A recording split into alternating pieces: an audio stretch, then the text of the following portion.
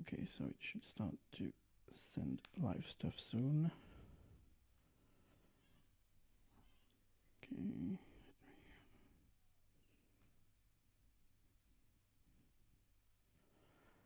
I think we are live. Cool. Yeah, we can.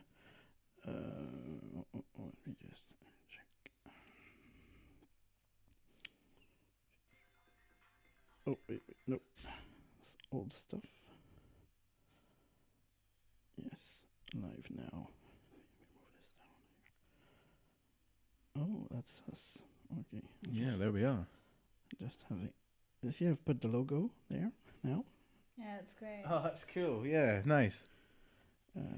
Pop out chat. Okay. Which. Okay. God, we're so smart. Look at us. Evolving every day. From sitting round the table back in old Glasgow, unspecified place to not give away where we used to stay.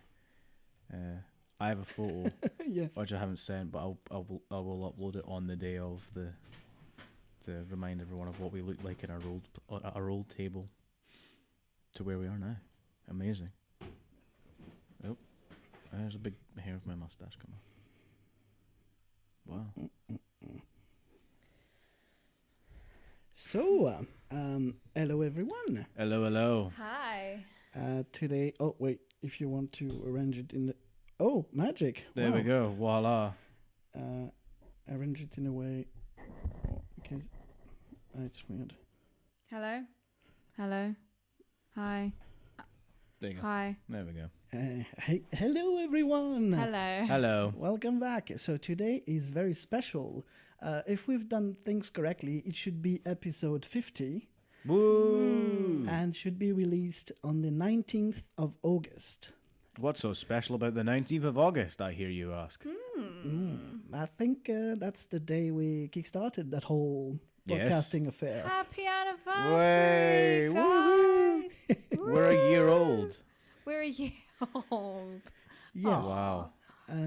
We will unveil. Well, there will Oh, be. you were right the first time. Reveal or unveil.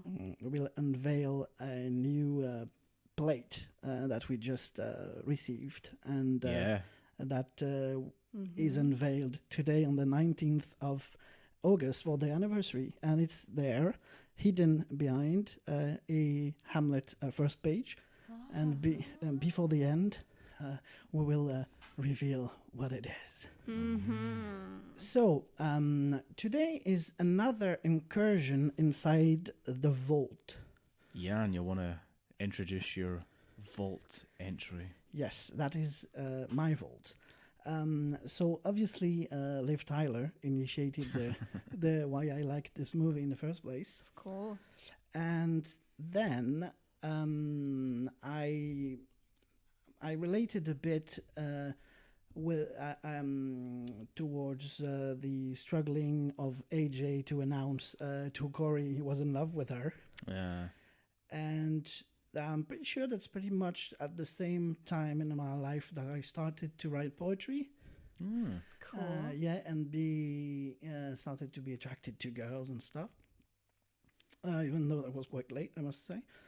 I started to write poetry. I had a nom de plume, which was A.J. Cooper. Okay. Right. Yeah, I'm pretty sure I got the name from Empire Records. It was a secret endeavor. Nobody knew at the time what I was doing. I should have trademarked A.J. Cooper, because since then, now it's the name of a character in Las Vegas, Okay. and played by Tom Selleck. Oh, right. Okay. Yeah, and it's also the name of a published sci-fi author. What did he write? Do we know it? I just something. What was it? History. Why did I have to ask the question that Yann wasn't prepared for? No, I have it here. It was the. Wait. It's somewhere. Call it something. books. Oh, there is a Ulster Crisis trilogy, Imperial Chronicles. All right, he's a prolific writer then. Yes. Okay. Yes. And retrospectively, watching it today again, I think, because so to be clear, I have one brother and one sister that's not unknown to you. But Are you going to surprise us again, like you do on some episodes? No. Say, surprise! I actually have another twin. no, Here they are in Glasgow. I never felt like a big brother, like because I was the first one, but I was always, in the at school when it was like recreation time, I was always on my own, and I never felt I had friends. Well, the best symptom of that is that today I cannot really say I have any childhood friends. I don't.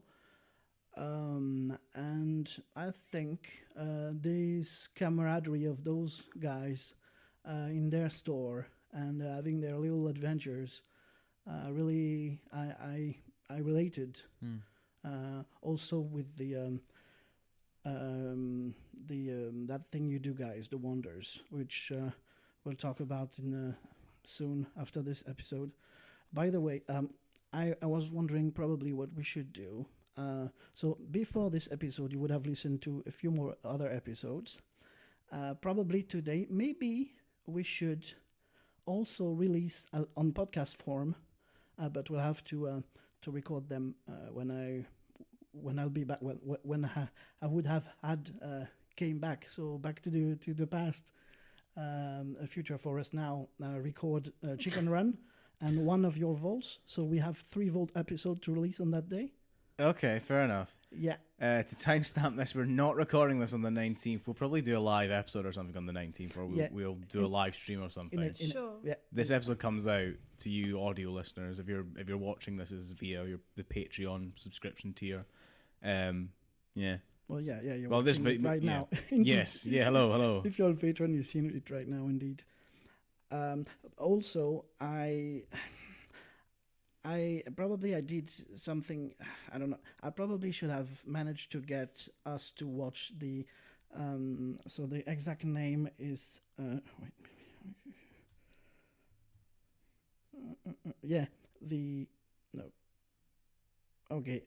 remix special fan edition. Right. Because what we watched was the theatrical cut, and they added 16 minutes in the fan edition. And I mean, it was made for fans, but not by fans. And there are plenty of stuff that I'll touch on probably at some point that do not make sense or are clear holes in the theatrical cut without this. Okay. Right. Okay. Yeah. Yeah, I read that the studio really hated this film after it was made, so they kind of made sure that it would fail. In the sense that it didn't have like a Hollywood premiere, it didn't have any of the money behind marketing. No one knew about it when it came out, so it really bombed. And so it was kind of, and obviously if it had all of that, it might have failed because it's, it's not like your go-to film. There's also this one thing that the studio who produced this is the only studio in the world, though they've been eating their fingers since then. I'm pretty sure they passed on Clueless because they already had their teen movie. This one. Is this what they passed for Clueless? Yes. Wow. Whoops. Yeah, because that was obviously huge. Yeah, that was huge. I didn't know this was the movie they passed for. Wow. Okay. Yeah. Yeah, so I heard they cut quite a big chunk out of it to get the theatrical edition. I mean, I'll start right away. Then when the Rex Manning is with Gina and is like now for the $64,000 questions, right? And you have no idea where it comes from or whatever, and you can see her removing the trousers, and then you can see his underwear, but in the remix cut, there is a bit before where she says like, I have a gift. I can guess what the color of your underwear is, and that kind of thing. And Okay. then that's the dynamic that goes on. In the theatrical cut, it doesn't make sense. No, not at all. It's just out of the blue. Oh, okay. And also, he's clearly way more disgusting guy in the remix cut, because the when Corey is throwing herself at Rex, he in the normal cut he just says rock and roll while unzipping his trousers, but he's being a bit crass, like when in the other cut he's just like he has a bottle of salad dressing, and he's like how do you Using it to like show. yeah, he's doing like this to move Like how the some- content. Basically Like like whipped cream.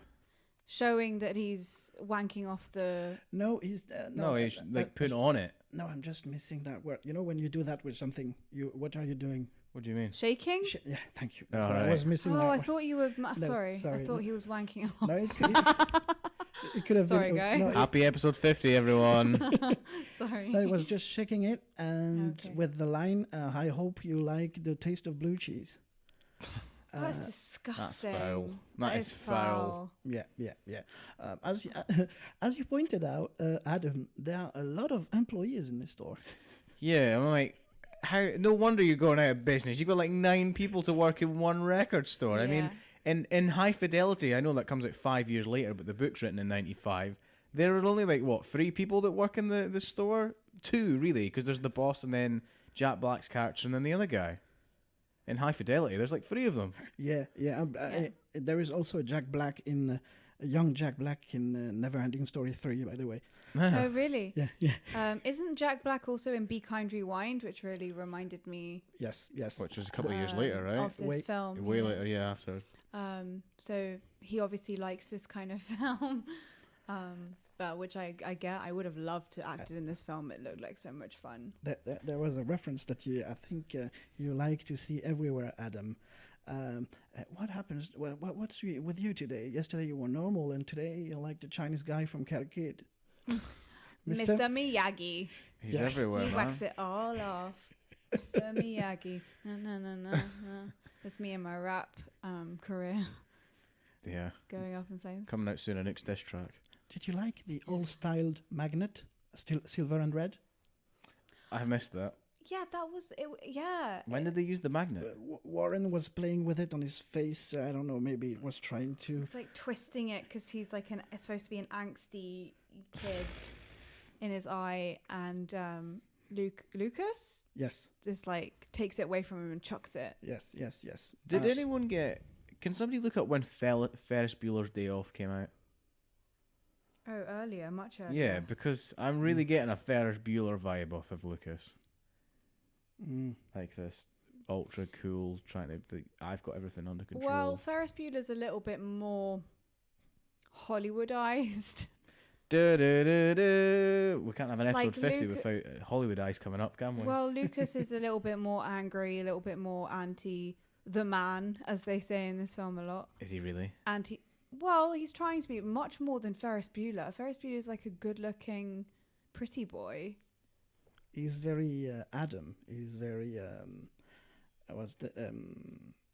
calm. What's that? Oh, I'm losing my shit today. Yeah. Anyway. If it comes back to you, like, we'll go back on it. Yeah. Do you mean me or do you mean the guy in the film? No, that's a Buddhist. Yeah. Oh, it's the Buddhist thing. Yeah. Is Look, I'm not a Buddhist. I'm a follower of Buddhist principles. I.e., I like the ideas they talk about, but I don't have the discipline to be a Buddhist. 1986, Ferris Bueller's Day Off. 1986? Yeah, Right, so a year after Breakfast Club as well, I think. 10 years before this film came out. Yeah. This was 95. 1995. Yeah. 9 years. Another bit that didn't really make sense because they removed that's part of the 15 minutes. The Jane and Joe, the Rex manager. Yeah. You don't see in the theatrical cut why he's annoyed by her quitting, because there are some bits that they interacted that are not in the cut, so it doesn't make sense now anymore. Okay. And Yeah, it's very quick that she quits and then comes back because she obviously has like an affiliation now with the record store and the owner. Yeah. So it's kind of a bit random why. Yeah. In the remix, it makes sense, which it doesn't in the theatrical cut. Yeah. And also a longer cut for Deborah's funeral, which we could go without, but pretty much the rest was quite essential, I think. Yeah, I mean, I also read that apparently this is meant to take over in their first draft, or like the first cut. Sorry, it's meant to take place over 2 days as opposed to 1 day, which would have been a hell of a lot easier. Because I'm always like this with films that go over a day. I'm like, so no other day in these people's lives are ever exciting again because in the 1 day, everything happened. Everything happens. You know, this is the combination of things that would happen like over a year. You know. Yes, yeah, yes. for sure. 24 hours. Yeah. Yeah, it's the Rex Manning Day. I guess it's like feel good. Like we don't, people just want like 90 minutes of. It is 90 minutes, so it's like 90 minutes of is all you need for a good film. And if it's any longer, then people like lose focus and all this stuff. So, but it sounds like the studio really fucked this production over. Yeah. Like, I wonder when they lost faith. well, it sounds like quite a lot of the studio were like it's too loud, it's too angsty, it's too kind of. Where was the angst? Hate the man. Well, I mean, that's all. All of them were like angry, and all of them, there's Liv who has an overbearing father who's like forcing her to. Her name isn't Liv, sorry, Corey.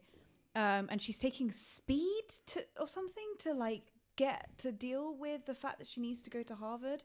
Then there's the other girl who obviously sleeps with people to find validation. There's Lucas, who's obviously a bit weird and doesn't understand the concept of money and life.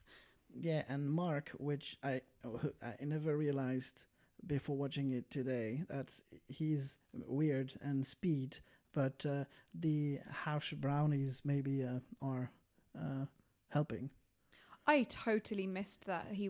I only found that out when I was doing research afterwards. I was like, oh, those are supposed to be hash brownies, and that's why he was having the weird video vision, yeah. Gore, which it was filmed on a real Gore concert, actually.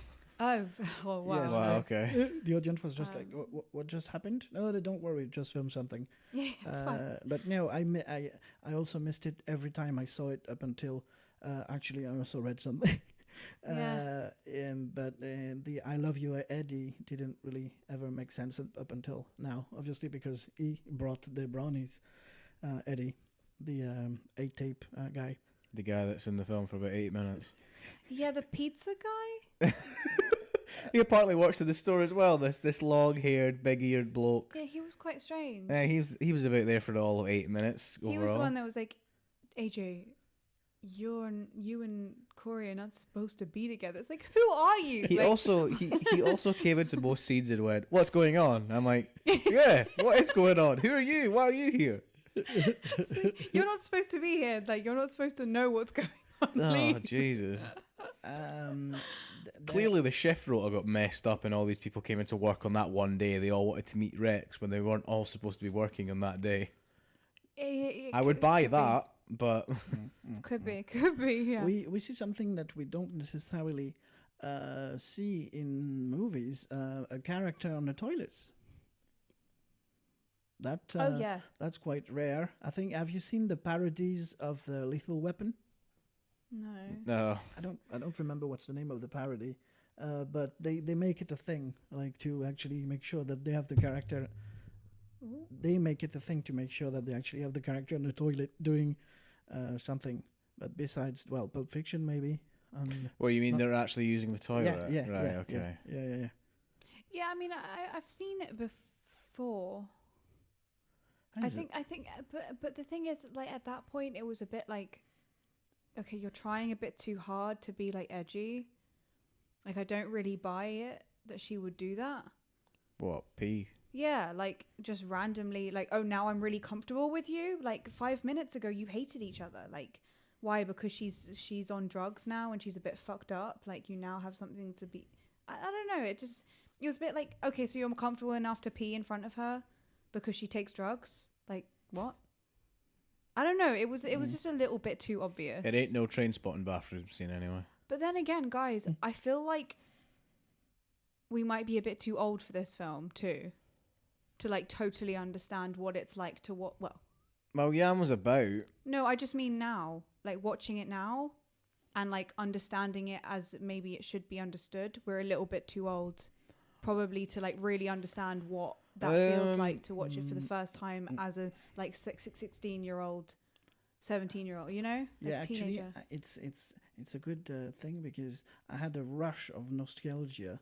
I think it was when we were done with ACS, we had those silly pictures. And I shared. So I didn't really. I wasn't.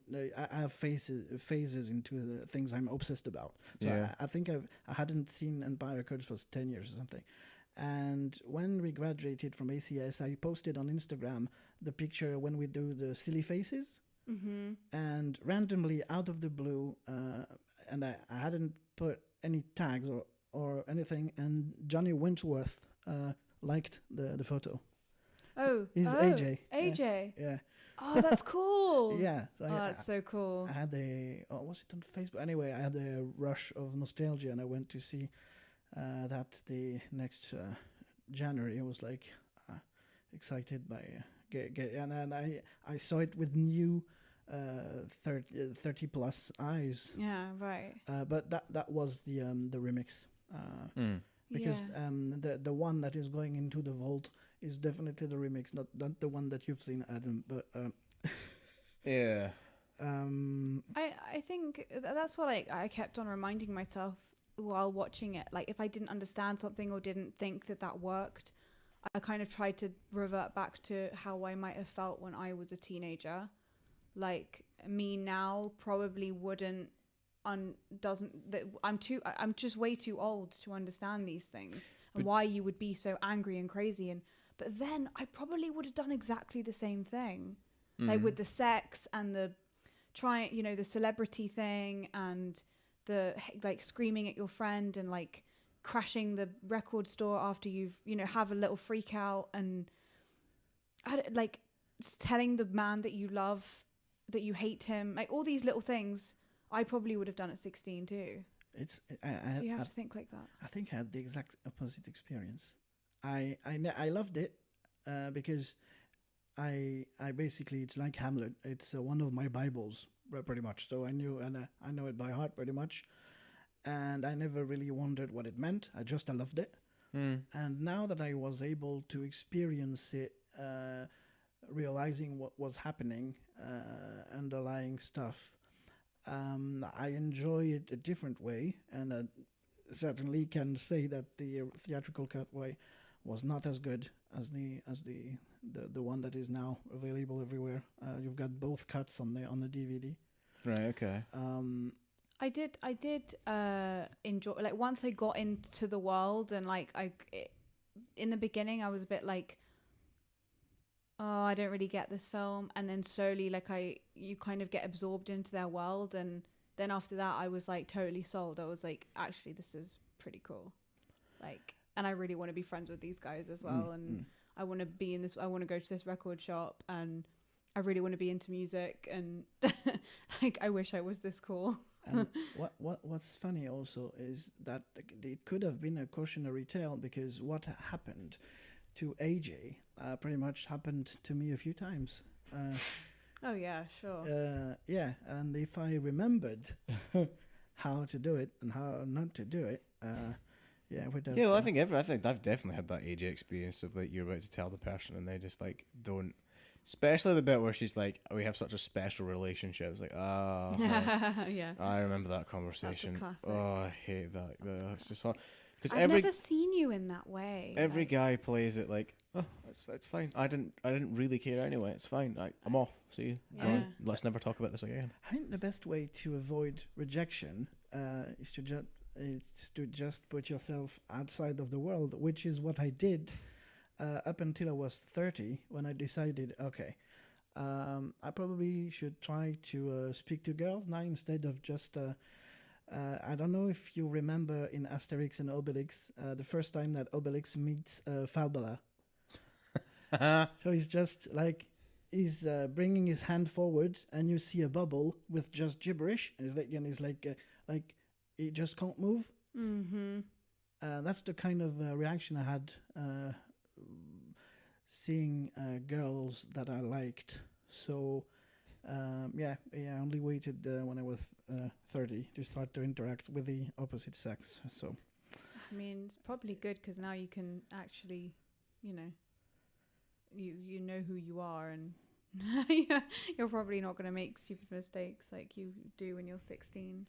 well, the crisis I had 3 years ago, I had the similar one 13 years ago. Probably every 10 years I have, but now I've started to analyze without any analysis help, just me. I started thinking about stuff. Mm-hmm. I think I won't fall into the same traps, but I never fell into the traps before because I was protecting myself from harm, as you would do. Yeah. So obviously, without honestly, I never, up until so that's weird, but I never actually properly dated until I was 28 or something. Mm-hmm. And even because you have to find something to talk about, which is always a nightmare for me. But what really helped, and incidentally, if you look at the dates, it's at the same time the vineyard happened, and so suddenly I had stuff to talk about. Yeah, and something to Oh, be right, proud okay, of. yeah, and yeah. Sure. Yeah, my self-confidence was like boosted like 1,000%. So that's 12 years ago. Yeah. I've got a good story. I think my first date, actually, with my first girlfriend, actually happened 2 years after we went out. So we had the relationship that was about 7 months. We broke up. And then, like, a year and a half later, we then went on a date. Well, it was like the most date thing we'd ever done, but we weren't going out together. I was just like, we went and had dinner, and we were just lunch, and we were chatting about stuff as friends. And then I left. And I remember thinking, it's like, we never did anything like that when we actually went out. So my first ever date was a year and 2 years after I went out with my first girlfriend. It's totally bizarre. It's like, I think there's so much pressure when it comes to dating. Like, you got to date so young, and you've got to do it properly. And I don't know, like, you have to be romantic, and it's like there's so much pressure to be a certain way and a certain person. Like, growing up is hard, man. I just love how you're so easily pleased in the way of I could bring 2 apple pies back from work, and you're like, oh, that's great. I'm sorry, I'm 25. Like, I've been dating for a long time. Like, you know, London girl, born and bred, a little bit, you know, rebellious and all that, or tried to be. I've been doing, it's just, there's a point where it's like, romance doesn't have to be what they tell you in films. You just kind of enjoy what you enjoy. Yeah, of course. And you love what you love. And if that's different to this whatever status quo, then, you know, like they say in High School Musical. Oh, wow. I didn't think I would ever have to tell the High School Musical story, but now I have to because there's a perfect segue. What do they say in High School Musical? Well, they say stick to the status quo, but like Stick I'm to the saying, stuff you know. if you wanna be cool, follow one simple rule: don't mess with the stuff. Oh no! Stick to the status quo. I know all the words. So if you're interested to know, my first outing as an actor was in High School Musical. Oh. Like what? Yeah, my first ever stage performance was in the school version of High School Musical. Yes, there are before pictures. I did there's a DVD we have as well of me doing Guys and Dolls in the flat. I'm not in it because I was a chorus member, but I do have an excellent dance number in it. Nice. where my shirt came off halfway through production. I'll tell that story after the High School Musical one because the High School Musical one's quick. It's a good segue as well, especially because of what we're talking about dating and stuff like that. So I did the school show because I was a drama and I loved it, and I wanted to be an actor, and I was slowly discovering I wanted to be an actor. So we do that, and my part, I was the kid that says, "Is that even legal?" In High School Musical. I think I'm a ginger character in the film. Is that even legal? Yeah, that was me. To which one of my cousins still, every time he sees me, if he mentions that, and does say the line to me, which is slightly annoying because I'm like, come on, I've been 3 weeks at the Fringe, I've done a showcase, I've done 3 short films, you know, I'm more than just the guy that said, is that even legal, you know? But there was a girl that was doing the school show that had a part in it, right? Or was she a part in that one, or was she a part in another show? But I heard that she was in after out of school youth theatre that did plays. So I'm like, okay, I'll join that because she's in it. And by the time I joined, she just left. So I was like, well, what am I going to do now? I may as well stick this out because I joined this because I was starting to get to know another woman. But I ended up joining that company, and through that I've got other roles. So thanks to me chasing after a girl, I ended up becoming a better actor. Nice. In a way. Well done. That led me to do Guys and Dolls. Oh dear. Oh, it's like the guy in The Wonder. Who's the guy with the sister of Augie. Yeah. They're bonding over a bit like that, yeah. Oh dear, it's tragic when you think about the stuff you did as a child or a teen. Well, I was a teenager at that point. It's kind of tragic, isn't it? You're just going, oh God, if I was there now, going, look, don't just go and talk to the girl for God's sake. Don't. Oh, do you ever have those moments like before you go to sleep or something that like a moment where what you did or what you said like comes and you can't get out of your head? You're like, why did I say that? Oh my God, why should I message them now if I know them? Like, should I find them on Facebook and say I'm really sorry about that time that I said or did that to you, and I'm really embarrassed. So there are people on my Facebook Messenger that if you like, I've never talked to since school. So if you click their bubble, it comes up with the last thing you said to them. So it's no. Yeah, it's tragic because it'll be like some girl that you were like, hey, what are you up to? 2012. Yeah, 2012 or 11 for me. Just all this stuff. It's like, Classic. do you want to play 20 questions? all absolute horrible stuff that makes you want to eat your own fist. No, yeah.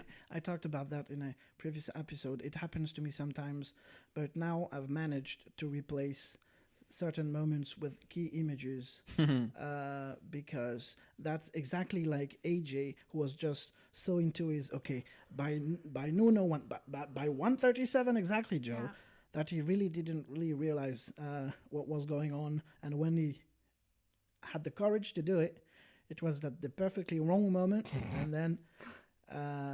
Because it's exactly when the same kind of stuff that happened to me 3 years ago. You're making films of what could happen in your head. Oh yeah. Without even exactly when I'm going for this film. I'm waiting to see if I'm will get the part. But in the meantime, I can start to imagine what will. No. No, don't do that. No.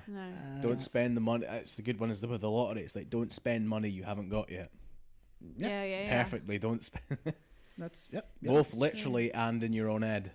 Yeah. But also, like, I think it depends on the person. Like, for me, I'm a serious pessimist. So, in all my thoughts, everything will go wrong. Everything. So, if I think of how something will go, I have to be really careful to not think how I'm going to feel or what I'm going to do. Like, I have to organize it in the things of, like, okay, this is what you have to do in like action wise rather than feeling wise, because then I'll just go into this like horrible tangent and it's just gonna all go out. And like, you know, I'm in my 20s, like mid 20s, and I still do that. Like that's kind of doesn't go away. Do you ever remember when you were younger and you would plan the conversation and you would start it how you planned it, and then they would say something completely left field that you'd never thought of, and going, "Oh God, where do I go from here?" Yeah, This Yeah. wasn't on the script. Yeah, that's the only Yeah. sure yeah, thing. yeah, that's Yeah. every time it happens. I know. Yeah. It's all about trusting yourself, I guess.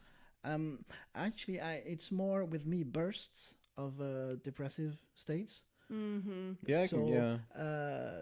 most of the time actually involving girls. But if you think of, and but I'm 39, so it helped that I had time to think about that question a lot for the last 9 years actually.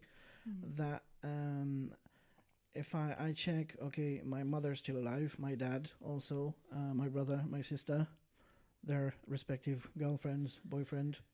Well, I'm alive. I'm with friends. I'm glad the way the universe turned up, even though Yeah. 3 years ago my mind was in the gutter. Mm. I had the chance again to have some people pointing me in a certain direction. Paul was one. He directed me towards Glasgow, and now I'm here today, and I'm happy. 50 episodes in at an undisclosed number of downloads because we'll be over a certain mark by 50. That's what we want to hear. Yeah. I Yes, know. yes. Yeah. Oh, by talking about musicals, the rights they have been purchased, and an Empire Record musical in Broadway is going to happen. Oh, really? Oh, wow. Yes. Well, I mean, they had the success of School of Rock, so yeah, I can That see could it. be good, yeah. That definitely could work. It'd be interesting. Mm-hmm.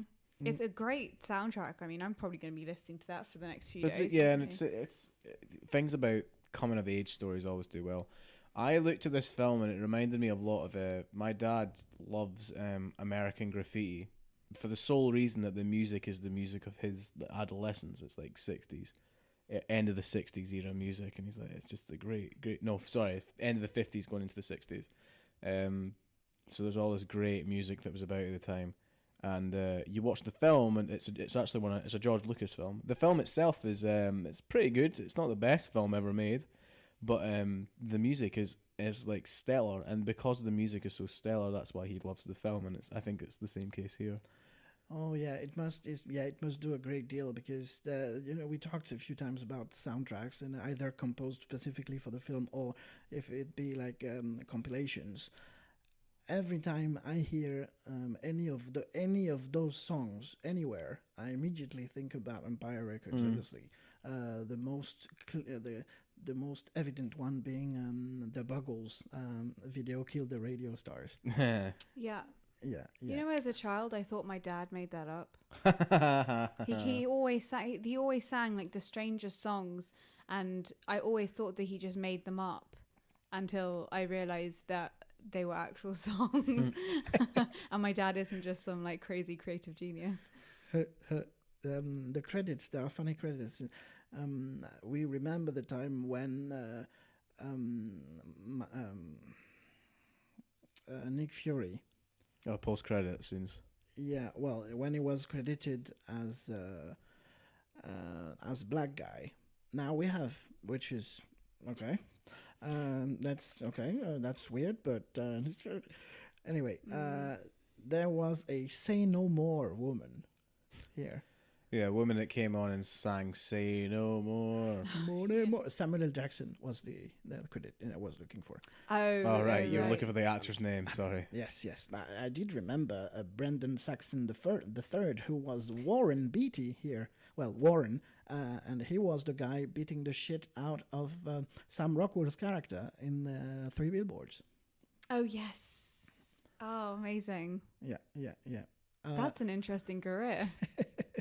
Yeah, did you know that the cast realized very late that the film was cult? That, as it happens sometimes, I read this somewhere. Yeah. like they were someone proposed to go do a kind of a reunion of the cast to go see the film at the screening somewhere, and it was an outdoors kind of thing, and there was a massive number of people and really enthusiastic.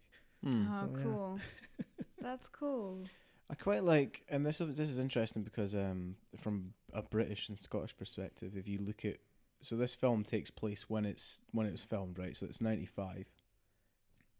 Compare that to, say, Trainspotting, which is set in 96 in Britain and Scotland. Just the comparison difference between America and Britain at that time period. It's fascinating, especially music as well. You look at the nightclub scene in Trainspotting as opposed to the loud fight back sort of feel that this film has, as opposed to. Well, yeah, I guess Britain is a lot usually a lot more edgy, dark, kind of angsty. I do like that word.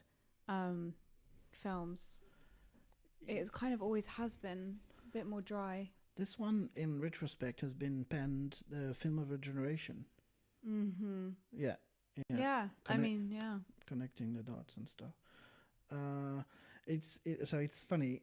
So what? Yeah, we talked about that earlier, but that would be cool. So on the 19th, so today, to release When you're listening to this, to release Empire Records 50, then Chicken Run and one of your you don't have any movie left in the vault, so you have to find one. Well, I was meant to put one in Ghostbusters, but I forgot to do it. Oh yeah, So but I'm talking about Anouk there. You don't have any film in your vault left. Okay. So if I'll you think want to about find one today, yeah. And so that would be cool. So this 50, then Chicken Run and Anouk's film, and streaming live, so that actually be 4 episodes on the same day. Bloody hell. That thing you do. Because, so it's funny, there was Liv Tyler and Ethan Embry, who's Mark, went on to do That Thing You Do, directed by Tom Hanks, and it's there is an article on Mental Floss about how everyone was really starstruck, like in love with Liv Tyler on set. Oh yeah, and she's beautiful. Ethan Embry was like, I just remember having the biggest crush on Liv ever, which was very difficult because then we went to shoot That Thing You Do, and I still had a fucking crush on her. Embry bless. told the Rap. Better not have broken Rule 56. Is it 54? I don't know. 54, I think. What? Yeah. The rule: don't sleep with your scene partner. 55. 55. During a Rex Manning Day, which is, by the way, every year, 8th of April, I was supposed to go do that in London, but I lied to you and I went to the Olivier's. But Oh yes. yeah. Oh yeah, that was what you said. You've seen Empire Records, yeah. Yeah. During a Rex Manning Day video message, Maxwell Caulfield, who played Red Mannix, related how everybody in the cast took Liv. Talk to the. Well, it doesn't make sense. But anyway, Liv Tyler was at the center of it all. Everybody was gravitating to this young, emerging swan. Took to live is a phrase. Okay. It's like Oh, they weren't. I really took to. Yeah, exactly. I'm really into exactly. Okay. So yeah. Okay, well, that's exactly what happened to me also. Well, it happened with Stealing Beauty before, but I even started the Liv Tyler Stellar project, which, at that time when you could have those stars named. Oh, right, okay. So I lost the original certificate, which is a shame because on the same frame I also had an original Apple stock certificate. Oh, nice. Which you can't get the money back if you don't have the physical paper. So, but it's one stock, right? Not like loads, because that would be really annoying. No, but it's so that's very cool actually. I bought there was 20 years ago like onestock.com or something. You could buy just one and without going through the whole bank and everything. And that's funny. So it was $70, but with all the fees and everything, it ended up $140. Right. But that's so long ago that in the meantime, that stock, that one thing, has been divided. Mm-hmm. So in the end, I ended up with at least 12 of those, and I pretty much made quite a few, a bit of money with the because basically in 2000 and what was it 1 the Apple stock was $10. 10 years later it was 100 times that. Yeah. So it was the kind of the Bitcoin of the era. Yeah. Yeah. Excellent. Nice. That's very cool. I don't have the certificate, but on the website, livtylerwebsite.com, there is stuff. There is the photo of that, and even the lovely Leaf Tyler website, who became the authority since I stopped updating mine. They had a link, and it was for her 20th birthday, I think so, a while back. She was born in 77. Yeah, she's 40, 41, 44? 41, yeah, she's just 1st of July, so she's just 41. Mental Floss article I just cited, which I recommend. I'll put the link. It explains bits like Angelina Jolie was supposed to play Deb, or Tobey Maguire was cast in a role that wasn't featured in the end, but he dropped it due to personal reasons and stuff. Some interesting Tobey things. Maguire, okay, interesting. Yeah. He went on to do good things. Yeah. He was my favourite Spider-Man. Well, he is Spider-Man. Let's be real. Yeah, he was definitely is Spider-Man. Yeah, because Angelina Jolie she was in a film where she shaved her head off. Hair off. Shaved her head off. Hair off. Hair. Was it like hair. Changeling or Girl Interrupted or something? Was like it not Tomb Raider? No, not Changeling. Changeling, much younger. She was much younger when she played this part, but anyway, she's happy to shave her hair off. So okay, yeah. The guy who directed this, Alan Moyle, directed Pump Up the Volume. Did you see that? No, I I've haven't heard seen of that. it though. Yeah, I've heard it a few times also, but okay. No, I don't know. Didn't Oh no, forget that. Okay. So, something that I realized when I started to investigate what girls were about after I passed 30 is that it's clear that when a girl is into you, she will have the underwear will match. Don't ask me, because clearly I can't figure out signals. So Anouk could have stood with both sets of underwear going on. Actually, she just likes to wear matching sets. Yeah. I mean, it's like a known thing, right? Like, this is a nice night. I'm gonna wear matching underwear. I'm gonna shave my legs. Yeah, like all that stuff. But it's not obviously not enforced. Yeah, it's not written in stone, basically. No, I mean, because also sometimes if you like mix and match, it's like sexier, right? Because you're like colors. There are no rules to this game. That's the issue. There are no rules to women. I'm always telling that, and seriously, if you want to conquer the world, you have to. There are a few languages you have to learn. Well, Chinese, because that's the majority, and then women. Two languages you need, really, to conquer the world. Yeah, the most powerful women in the world are Chinese women.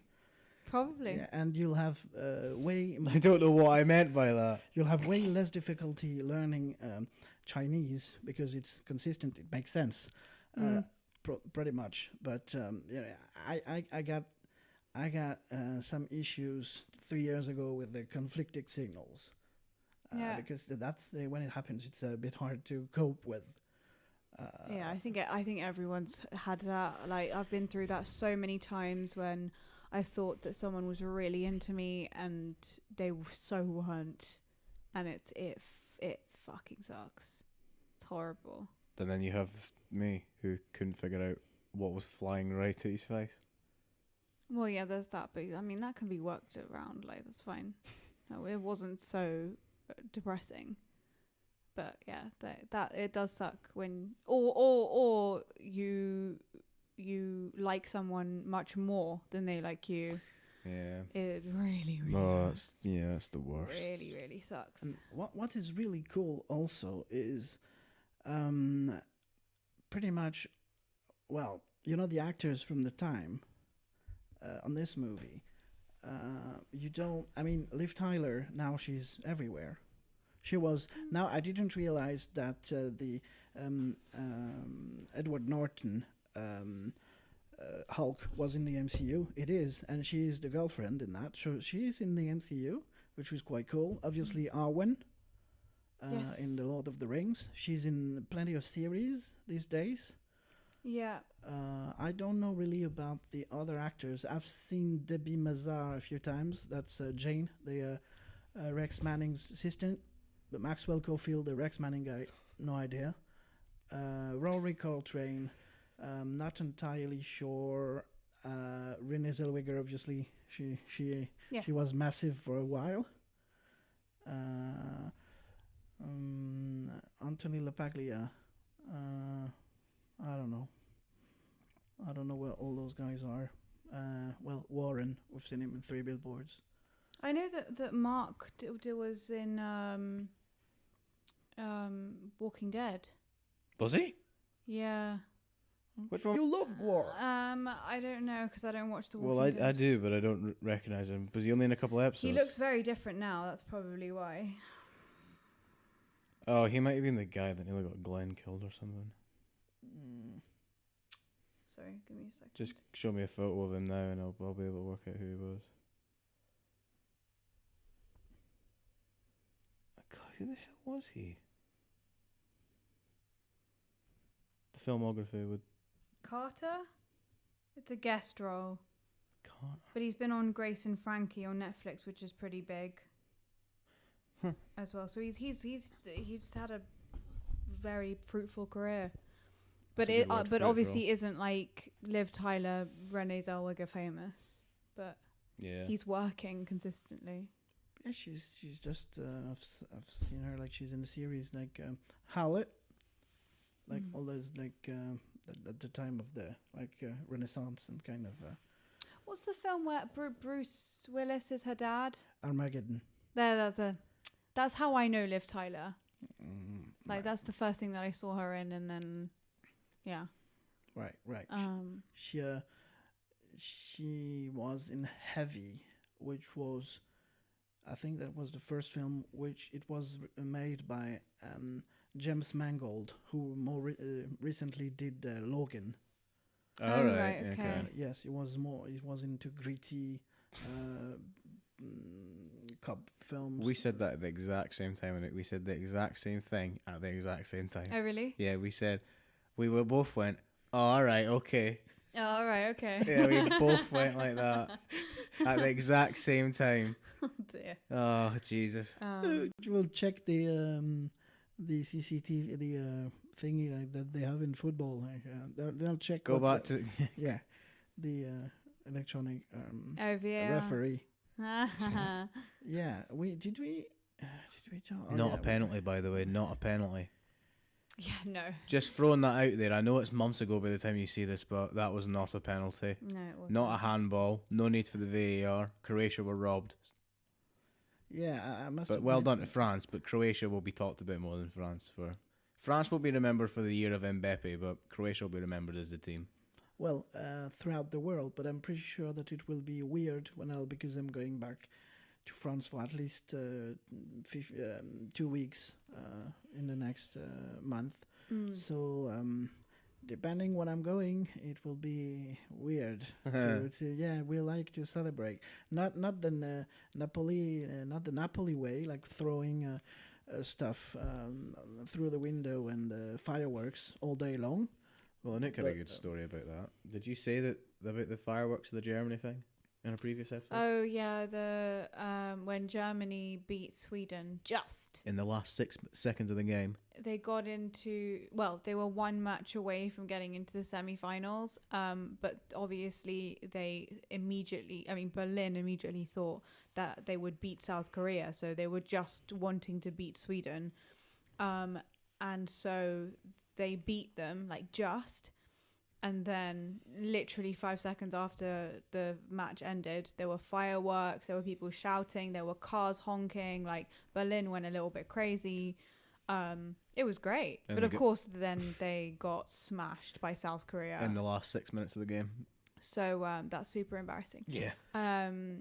Especially because I think quite a lot of Germany didn't watch even that, because they just thought and they knew that they would win. But in Naples, it's fascinating. It's like tweeting for everything. Oh, I just had a shit and there was blood. I'll tweet on. I'll have a fireworks. For every possible occasion. Just like my wife actually made it home today. Yeah. Fireworks. Sorry, I don't know what I mean by that. I meant to say something completely different, and my brain went, "Wife came home today." I meant, I don't know what I actually meant. I just meant a normally thing. I meant to say my wife came home today, and it sounded like she never comes home. Yeah. Sorry. Oh dear. Yeah, but Yeah. But it basically just shows you that, like, just because you're an underdog doesn't mean you're shit. Right? Yeah. Doesn't mean Good that motto you're. there. It's true. Like I think this World Cup definitely showed that you know, just because you weren't known before and you're not the top 5 of something, you know, that it's not. You have to keep your title. You can't just get complacent and feel like it's just going to happen for you. Of course, you know, there is this Google. It's a page on Google, and you type. I think it's trend. Or I don't remember what it is, but you type a word, and it gives you a chart with the use of that word depending on the time. Yeah. Mm-hmm. If you type Macron, he was totally unknown. Less than a year before he started running for our election, nobody knew where he was coming from. Yeah. Our president did it. So yeah. Yeah. I mean, it's the same with Croatia. You know, like before you wouldn't even think of Croatian football. Well, I didn't, and then they nearly won the World Cup. And I mean, nobody thought Rocky could get in the ring with Apollo Creed. There you go. They drew, you know? Yo, Adrian, I did it. Yeah, I typed. Amazing. I typed Macron, and it was for the last 10 years, I think, or 14 years, and it just 2 years ago. I typed, on the other hand, sodomy, and the chart was moving like crazy all the way the last 14 years. Oh God. Yes. But excellent. yeah, so it's funny the Live Title website I started in 1998 actually, just after it was a trend of stealing beauty and buy records, that thing you do, and with the excellent and great website, the Web Archive. Mm-hmm.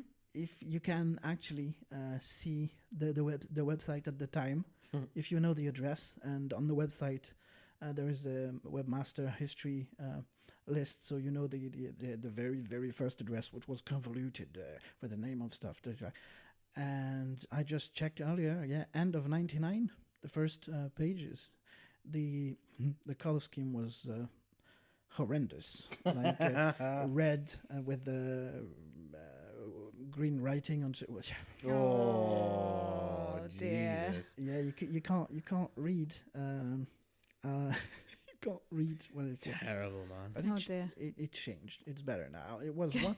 It became the reference at the time. What I used to do, and was the first and the only at the time, because I was really obsessed. I would rip the DVDs and take so it's 24 images per second film, obviously, and I would take 1 image per second and put that on the website. Like, okay, here's some live for you to enjoy. They do that with like quite a lot of things now. I know that Buffy the Vampire Slayer has that a lot. And so there are people behind it that just like do that like every evening after work and all that. They just like kind of create these web pages. I have a bilingual corner story about Buffy. Oh. Oh, I love Buffy. You have a family member, or is it a friend? You said in one episode that you called Buffy. Seth, my brother. Okay. I've met him since. Cool. Yeah. I didn't realize. Nice. Okay. So I'm always on an ongoing quest to try to identify what is the series or the film that made me a nerd, a geek, or whatever you want to call that. And it's going between these days Highlander the series, or Buffy, or Quantum Leap. But anyway, Buffy at the time when it was not like today, everything is immediately legally streaming the day after. It's just like, wow, that's cool. You had fan subs, which you still have today a lot for everything to do with Japan. So you always need people to put on the subtitles in your language. I did the subtitles for one episode of Buffy for the fan sub community at the time, the first episode of the third season when she has left home and she now is a waitress called Anne, Yeah. red hair. I translated this one. Oh, excellent. That's a nice episode, actually. It's very cool. Did you, because we will hopefully the same day, so today we'll also talk about that thing you do. Did you see this one? No, No. I've never seen it. No. Okay, this one I realized recently is quite fascinating because the extended cut is 39 minutes longer. Wow, yeah, okay. We won't watch this one because, except if you really love Charlize Theron, she is way more than just an extra on this one, but it's not really necessary. I recommend the standard one. Mm-hmm. Okay. Should we explore a bit more of our, as it's episode 50 and there are only one. There can be only one episode 50. Yeah. Do you have stuff you want to share with the world about what you think at the moment about stuff that happened in your life recently or a while ago? And I don't know. It's crazy to think we've done 50 of these. Yeah. I know that people are like, you're celebrating 50, what the fuck? You celebrate 1 in 100. I'm like, nah, 50's strange, especially in podcasts, because they are quite, there's not like a 10-minute video, like episode-wise. I mean, a lot of hard work goes into these things, you know, like it might look effortless because we're such I mean, I professional remember how long people. it took me to edit the video version of the episode 33 of Brave. Yeah, and like you're always learning about how to do things and you're researching and you have to like, you know, there's lots of like scheduling stuff and you have to allot time and even watching a film is like very different because you know that you have to talk about it afterwards. So Yeah. I don't know, like it sometimes it mostly doesn't feel like work because we of course enjoy what we do, but like it is something. Well, yeah, something beautiful. It is something beautiful. It is crazy to think from an idea when it was brought up when Anouk was ill at a dinner and me and Anouk left because Anouk was so unwell. Oh, that's that was the day that we first floated the idea of the podcast. Then we came back. That's the day I knew that I was not into spicy hot food. Oh Because no. I knew it before, but I had your wings, Yeah. and and now we're. I don't think we've ever told this story to its full extent. I said to Yann that our idea of doing a podcast while Anouk was being ill in a bathroom in TGI's in Glasgow. Oh God, that was bad. I had a cyst. If anyone's had a cyst, they are the most painful things in the world, and there's literally nothing you can do. They give you painkillers, but it hardly helps. The only thing that you'd have to do is wait until the infection like leaves your body. Yeah, or Sorry for the bursts. disgusting detail. Yeah. So it's fucking agony. Yeah. And I decided to brave it because it was like a podcast meeting that we were having. No, it was a production company meeting at the time because we'd March that year we'd lost the other two members of the production company. Oh yeah. They decided like it's not for us. We have other things to do right now, which is fair enough. So I think we were still trying to figure out what we were going to do. I don't know if we'd done the showreels yet. We might have probably done the showreels by that point for us. And we were kind of figuring out what do we want to do. Are we going to go into like try and make people showreels and self-tapes, or should we try something different? And I don't know when I had the idea for a podcast. I mean, I had an idea for a name of a podcast when I was watching The Beguiled. But I don't actually remember the time I sat and went, yeah, we should do a podcast. And you know, it's funny because those sometimes people like the example of trying to find out who invented the telephone. It felt like there was an idea of this thing in the ether, and like the Italian Marconi, and there is Alexander Graham Bell all at the same time. They had the thing.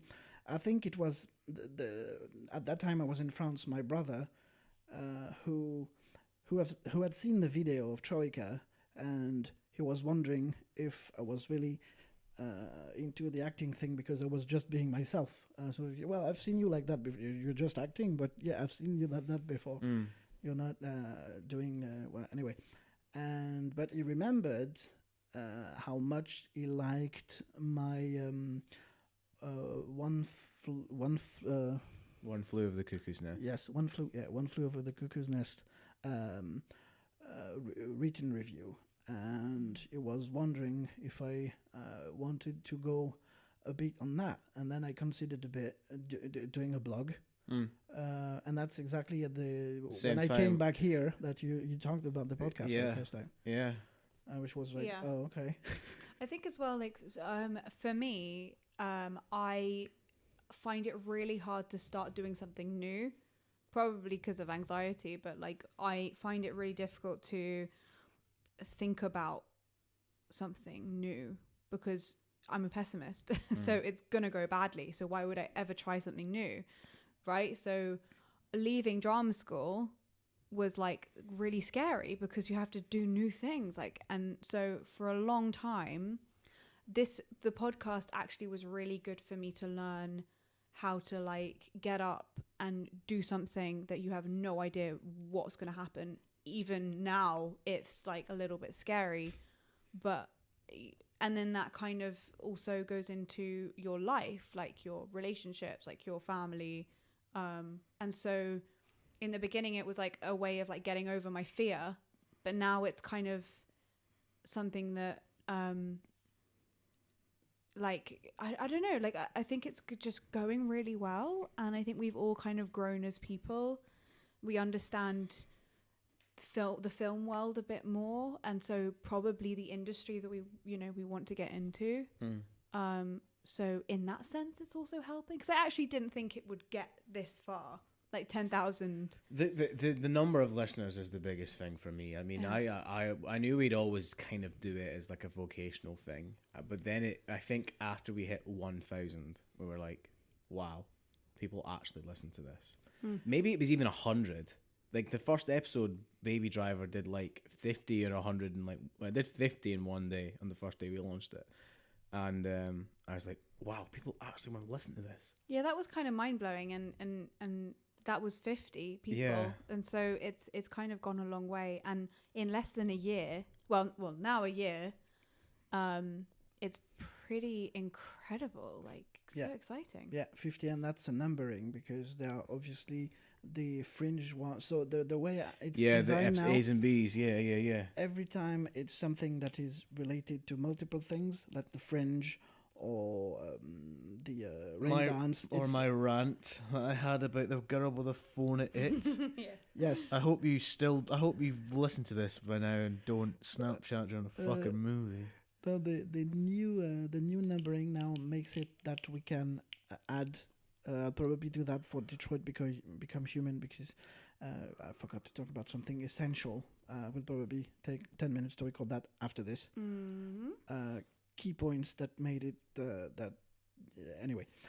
But yeah, I don't know what it is today, or well, on the 19th when this released. Yeah. But if we count everything that is about the actual episodes everywhere that people can hear them, we just passed 10,000. Yeah. Which is quite. It is totally incredible. No, at first I was wondering because I keep seeing true crime podcast with huge numbers. So I was wondering, but now I'm starting also to see smaller podcasts who are celebrate, like they have a year of podcasting and they celebrate 2,000. I was like, oh, okay, wow.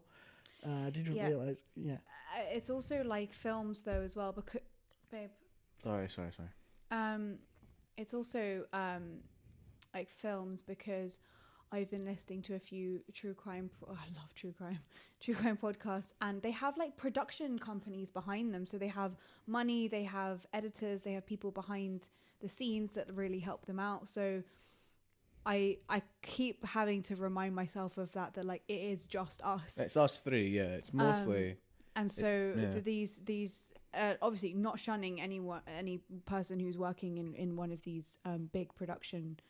I want to call them production companies. I'm guessing they are podcast production companies, because because that's awesome, and I would also love to be a part of that as well, because it sounds like a great learning experience. But you also have to remember that like it's just us three, and so we kind of have to celebrate these small, you know, like 10,000. We're also within Scotland. I'm trying to think. I know there is another. The thing as well is about film is because we spoke to a relative of yours, Anouk, and she was like, "Yeah, film podcasts aren't really for me." I'm like, that's the other thing it's quite interesting. I mean, everyone can see a movie and everyone could do a film podcast. I think the most impressive thing, and it happened naturally over the course of the episodes, is we moved away from just reviewing movies to becoming a movie discussion, so that we can just go off on our own thing and be comfortable with who we are. Because well, I guess we didn't want to come across as like trying to teach people things. Yeah. It was kind of just like, we want to invite you into what we think, rather than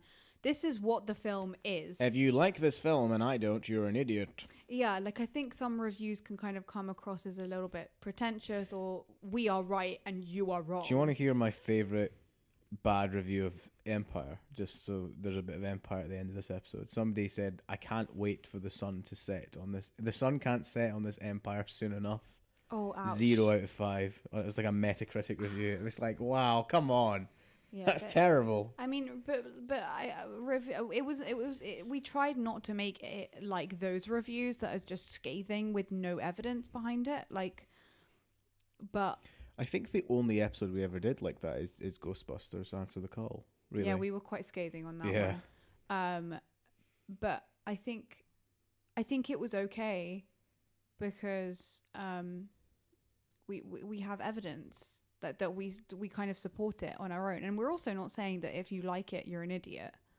Like, we would never say that, because that's not fair. No, that's not. Yeah, everyone's entitled to their own opinion. You love a film for Yann loves this film more than I will probably love this film. I don't know where I fall in the category period for this film, but I still enjoyed it, and I know it's very important to Yann as a developing human being. So yeah, we watched it too old, Adam. I agree with that. Yeah. We also talked about in the answer to call the fact that the actors, they're in there, they're happy to be in there, and they didn't really see what was going on.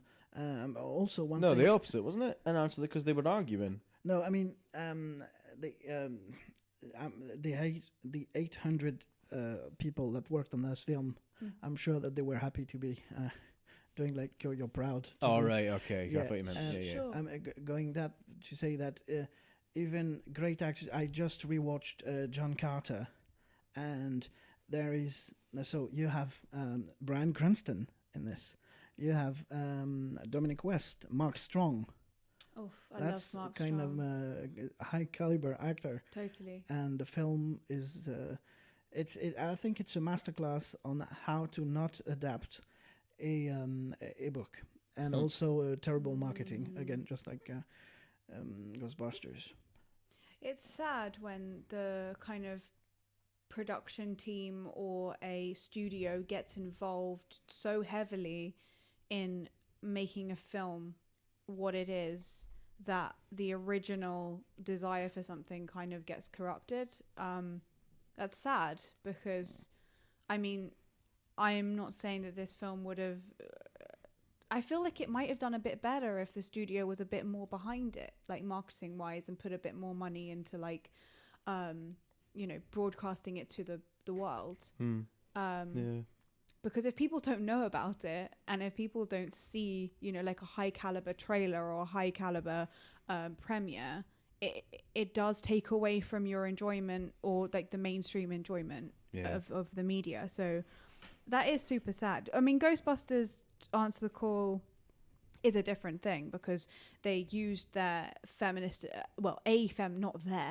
a feminist agenda to draw people in, and basically said that if you don't like this film, you're sexist. And that's super unfair, because that probably it makes people not want to talk about the film, because they feel like, oh, well, I'm going to, have some crazy feminists like freak out at me for not liking this film. And it's like, no, like, you can't do that, because no one then wants to talk, no one wants to have a conversation, and everyone's terrified of like speaking. And then you never have a conversation, and the conversation isn't opened up, and we're all just terrified of everything. Like, that it's a really, really bad and unfair way to market a film, to use that kind of agenda, and it's a bad film for me. It's a bit of fluff, and it's got nothing to do with feminism at all. Just because there are women in it, no. Well, you talked in that episode, and I'm excited about when we do this episode. You talked about Incredibles 2, right? That people should go see that instead. Yeah. Yes. I just went to see it today, and I'm really looking forward to the episode we'll be doing on it, because do you remember? Okay, so it's Breaking Bad spoilers. Just turn off if you. So in the very first season, when Walter White is supposed to be killing the guy in his basement, that the smoke didn't work. He's supposed to kill him, right? Mm-hmm. Oh yeah. And at one point, there was a notebook, like on the left, it's okay, reasons not to do it, reason to do it. On the left, it's like, well, it's the right thing to do, not to kill him, and plenty of reasons like that. And on the right, why I should kill him, because it will, if I don't, it will come back and kill me and all my family. I just watched Incredibles 2, and there are two things that makes it that I really annoyed me. But on the right, there are two big things on the right and plenty of other things on the left. But I'm really looking forward to talking about it, because I know you loved it, and I need a reason to not to trash it. Oh, you hated it? I'm on the fence, and no. I'm not sitting towards any other sides. I'm balancing on the fence on this one. Yeah. Oh, what a shame. Yeah, I think there are some films though that will do it. Like there are some films that are obviously good, some that are obviously bad, and some that are only good for some people. And that's, I guess, what makes having a movie review podcast really interesting, because you get to have a conversation. Favorite episode that we've done so far? This one, I'm having so much fun. Cop out answer.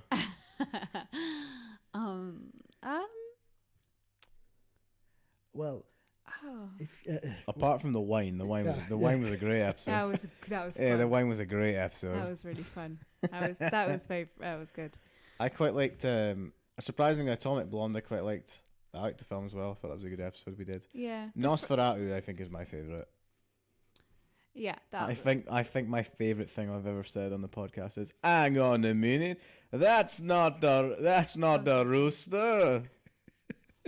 Yeah, I think that I really enjoyed the Fringe.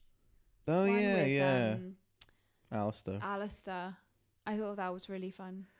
Well, we also had loads of fun with Adam Ross Green. That's true. That we just had. Oh yeah, that was great fun. Whiplash. That was a good one. Boy, that rating though. Oh, yeah. Yeah, I didn't. I was not crazy enough that I actually got a display in the background, but because there are, on the display website, they have either the designs that we have here, like simplistic, or the black and white that I have in my room, and for display they have both. So I was a bit torn, which one for Whiplash, which one to take. But so the idea that I just put aside personal funds to get 3 of those a month, and the idea being to have all the episodes that we've done behind us at some point. Yeah. Right now you have Empire Records just above my head, which is the episode we're talking about today. Above Adam's head. The best film that was ever made in the history of all films. It's funny because I got the plate before I actually saw it, so now it makes sense, obviously.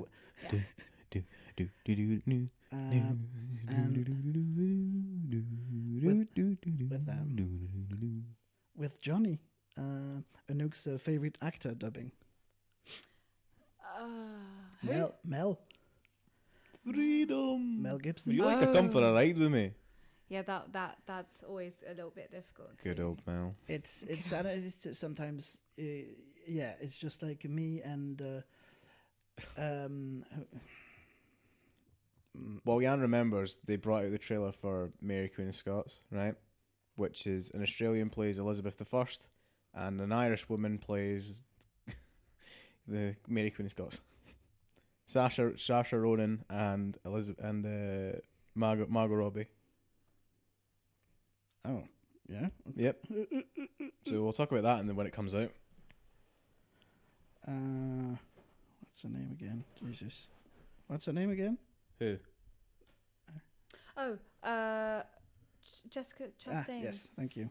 Bev, adult Bev. Yes. Yeah, you have your Mel Gibson. I have my Jessica. You don't know Chastain. Also Margaret Robbie, but this one is irrational. I have no idea why. I know why Jessica Chastain, but yeah, that's sometimes there's just people that you can't just you can't.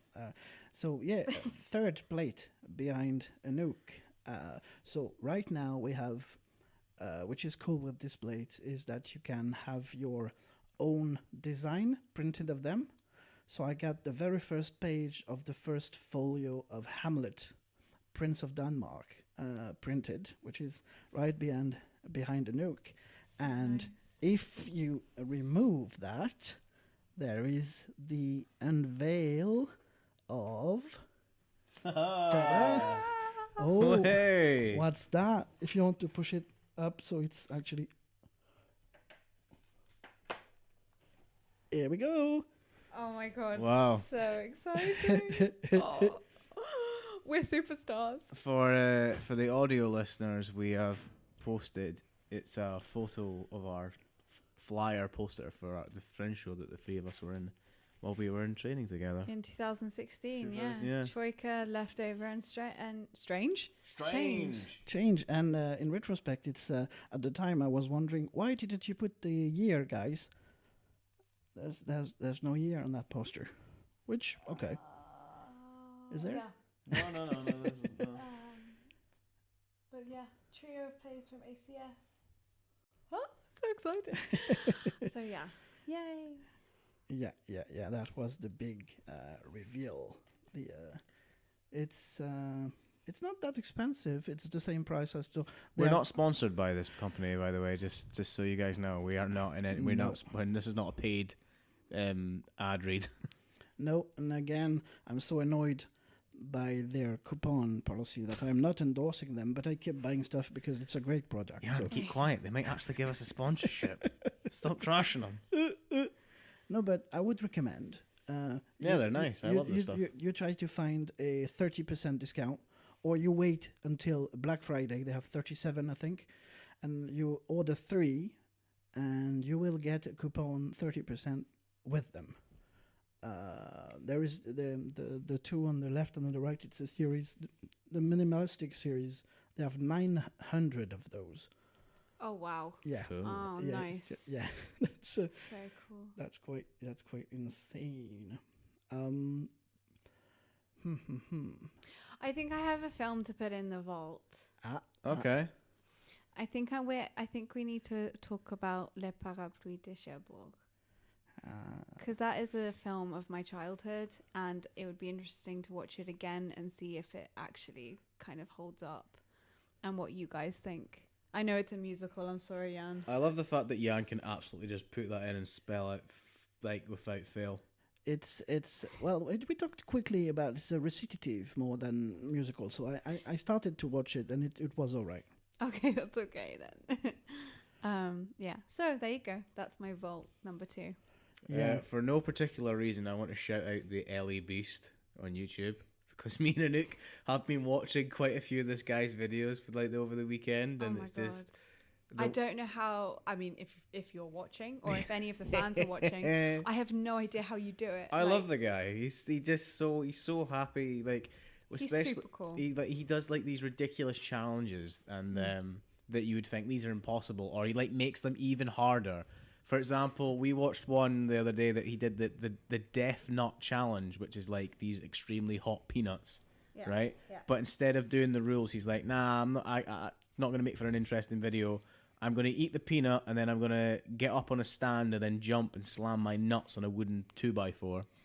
And then keep after going. each nut as Yeah. well, not like once, like every single time he takes a nut, like, and each, like, it's like incrementally Or hotter. or I'll drink a 2 liter bottle of Pepsi in like 4 seconds because I'll use a garden hose, a pressure hose. It's just like incredible stuff. Amazing. So yeah, Um, shout out to this guy because Yeah. I love the stuff. I'm a big fan. Shout out to our patrons always. Obviously. Yes. Always. What should we? So should we decide now on air what we're doing for Troll 2? Right. Okay. So Okay. I've got 3 ideas. Yeah. So we could do the original idea, which is wait till episode 100, and we put episode 0 out. So Troll 0. Troll 0. Okay, for the listeners that don't know this, we've mentioned it a couple of episodes. We did a test episode before we did episode 1, Baby Driver, because we wanted to know if we could actually do it for talk about a movie, just to see if we could do it, and we managed to do it, and it was fine. And then obviously we're now here. We're 50 episodes in, so both the production value and the content of the episode itself is a bit odd, because it sounds like a lot of the time, which we were, to be fair, we were relying a lot on IMDb trivia. There's a fun fact that Alien is the only episode we've ever redone. We've never redone an episode. We've always put it out, except for Alien. It doesn't exist now. We deleted it. There was a go of Alien that we just binned because it was just us reading trivia, and I'm like, nah, I'm not having this. Yeah. And we did it again. So Troll 2, I've listened to it several times because I listen to our podcast back on occasion. And episode 0 is quite interesting. I enjoy listening to it, so I think we should definitely put it out.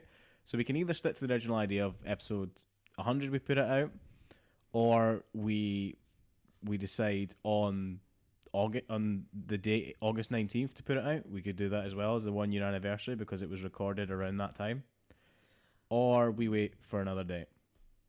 Probably the 100th, because that 100th? would be a bit overkill for the first Yeah, year yeah. anniversary.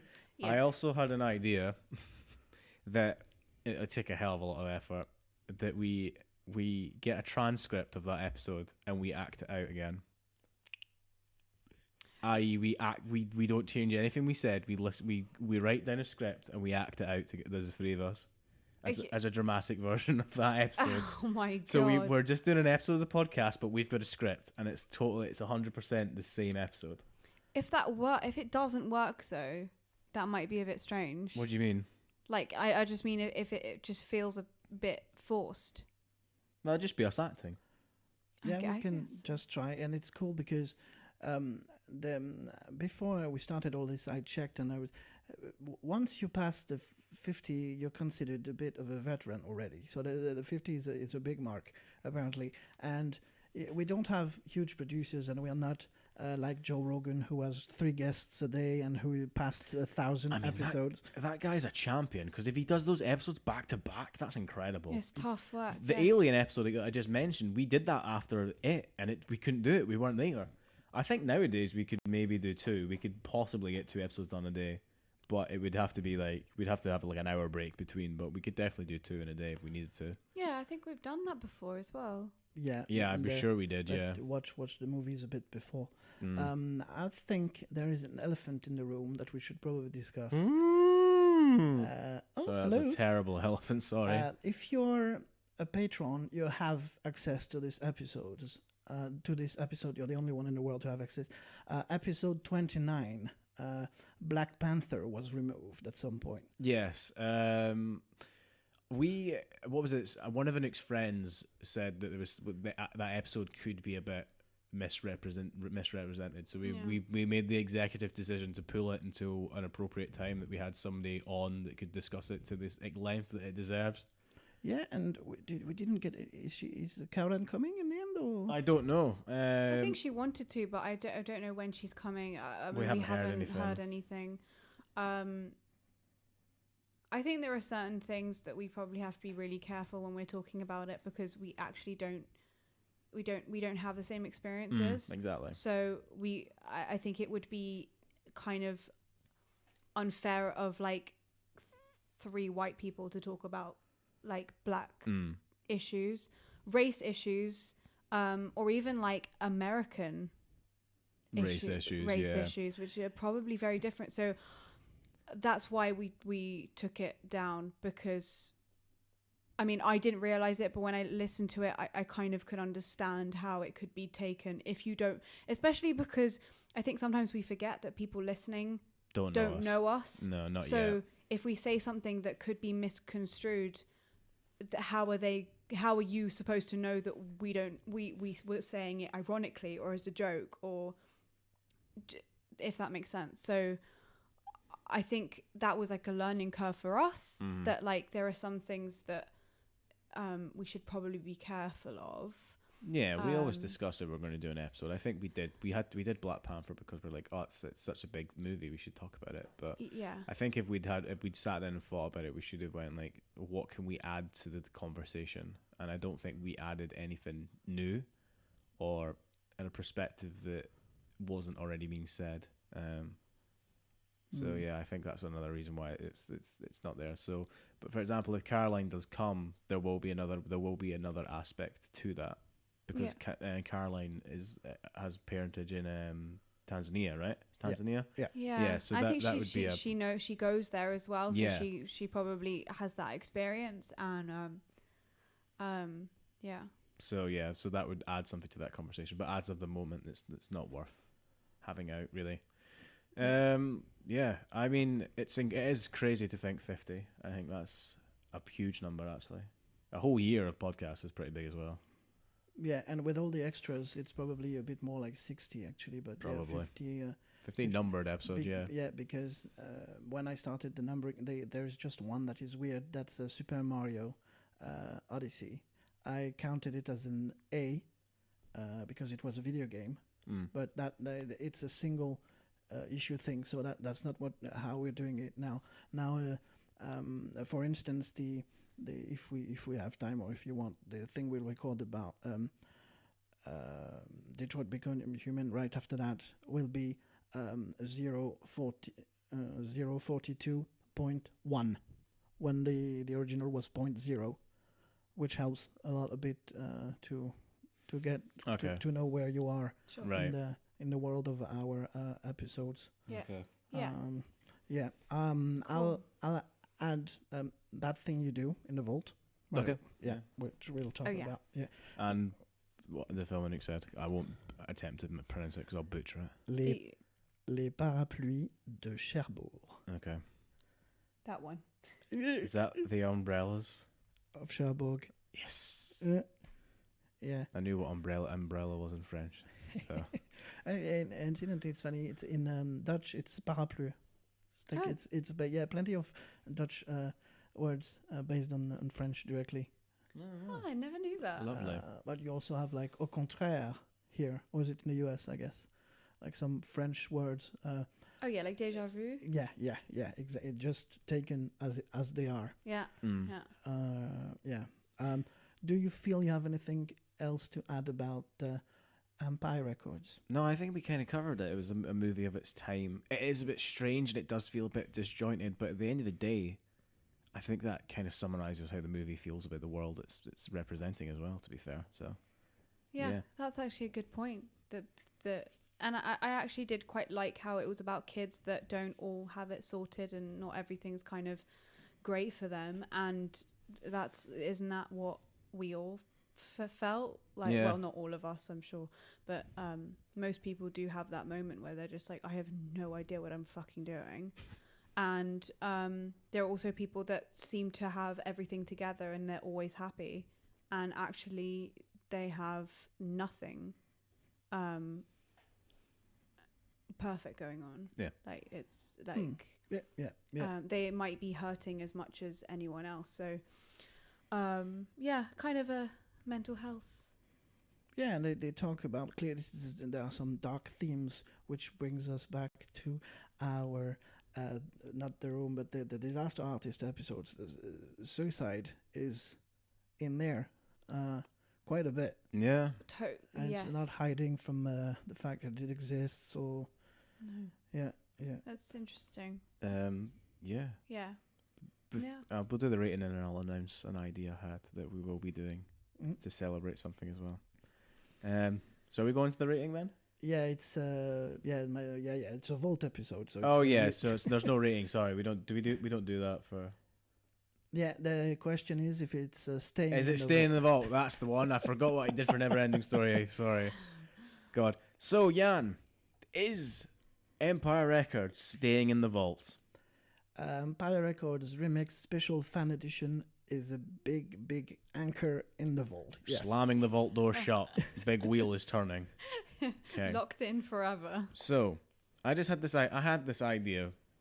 A while back, I meant way ago. I mentioned we should do like the Carry On films, and like that'll never happen because it's too extent. There's too many of them, and they're a bit the same, right? But in honor of one of the most successful episodes on SoundCloud, and in honor of me mentioning it and how much I loved the first one, and how much I loved the remake of the reboot, because this comes out mid-August. In September, was it September we did? No, it's October. Sorry, October. In October, we will be talking about all of and including a relook after we've watched them all again, the Saw series. We will be doing Saw 1 through 8, including Jigsaw, to relook and see does it hold up a year later? Does it hold up after watching all of the films again? Okay, yeah. To our listeners, you see, that's how you tell a story. You didn't know what film he was talking about until the very end. Yeah. Jelly beans. Yes. It's become instinctual now because I've seen so many films of like how to do story structure. There you go, I had an inciting incident of like we talked about this film. Do I explain to my... Yeah, setup. I gave a few jelly beans to my mother the other day for the blog starting, like that you should never start a sentence like Bob killed his wife, but the wife was killed in the kitchen, and it was Bob. Yeah. Bob hated knives until one day he couldn't take any more, And he used one. and he used the knife that he hated so much, and he killed her with that hated knife. But What a laugh there, Anouk, man. But she survived and killed him With the knife. with a bat. With the bat. Didn't see that coming. Well, I've had my quota for bullshit for one day. Cluedo, yeah. And also, I do think that we will return in October to doing another horror month themed, along with some horror films that are out, modern releases at the time, but October will definitely be our next horror theme month. We'll try and get all the Saws done, which is 8 episodes, and we will also we'll cover another few of Anouk's favourite and Yann's favourite horror film. We'll probably do Excellent. some other horror films that we loved as children or adults, like a film that genuinely terrified you. We should check when if Hereditary is still in cinemas or when it's going on digital, because Yeah, we can definitely cover it back in October as well if we miss it Yeah. in that month too. Yeah. Do it 'Cause back to back with The Exorcist. Yeah, because exactly. Because we just me and Adam just rewatched The Exorcist to have what's it called to make comparisons. Yeah, it would be nice to see Hereditary. Because I mean The Exorcist. I mean it was brought out in the 70s, but I think it still holds up now. Yeah, very much so. Okay, so before we end the episode, usually we do this at New Year. Yeah, I have something else, but Sure, it's sure. Yeah, sorry. You've listened to a nice episode on Shine with Nicholas Thompson. Since then, immediately afterwards, I went to type his name, David Helfscott, on the internet, and I've seen that he is playing in London and Paris in October. Yes. So I'm going to see him, and it's funny because I didn't watch the documentary on Netflix. There is a Hello, I Am David documentary. It's about his life, and you can see he's just as manic, and the guy is a bit like Mark in this film. It's like always like he's always happy, always coming to see you. Oh, what's your name? Everyone all the time. It's like this little old gentle and interested and generally excited guy. It's I'm pretty sure he'll come afterwards to shake the hands of everyone at the concerts in October. Wow. Nice. Yeah. What a great idea! I'd Great love to go stuff. see him. At the dropping a beat there. At the end of last year in the It's a Wrap episode, I think we briefly discussed that we wanted to make some resolutions. One of which was the video podcast, which we've done pretty well actually, on and off. Yeah. It's been constant throughout the last bunch of episodes, 40 odd plus. So with that in mind, that was a resolution. A year on to our podcast, so we've come a long way. Do you guys have any aspirations for the next year? Is there anything we want to branch into? I know we all want to. I know one of which is a live episode. But the thing is, now that the issue that I had before, I no longer really have. Now that the tech takes care of itself in the corner there. But the thing is, it would involve, because we don't have all those podcasts. They have producers. Yeah, of course. Yeah. So what I'm doing in the corner discreetly from time to time, so I'm not focused. Well, I'm always focused on the microphone for sure, but the camera not necessarily. Except you must probably have seen in the episode when in the Ghostbusters reboot episode, when Adam is reading an article which was supposed to be short, which was longer. I started to do some acting business in the background. I've shown you the video. I'm a bit mocking in the background, but I showed that to my brother discreetly. He said, "Look what I did yesterday." It was I got too enthralled in that article, man. I'm very sorry. No, but it was not. It was. The thing is that for the very first time I was actually aware of the camera, so that's why I did stuff. But usually for our listeners, obviously, they will enjoy. Obviously, it's just that I was like, oh well, there's a camera also. But yeah. As an audio, it was perfectly fine. It's just of course. Yeah, I think when we didn't have a camera in front, sometimes I would almost forget that I was being recorded.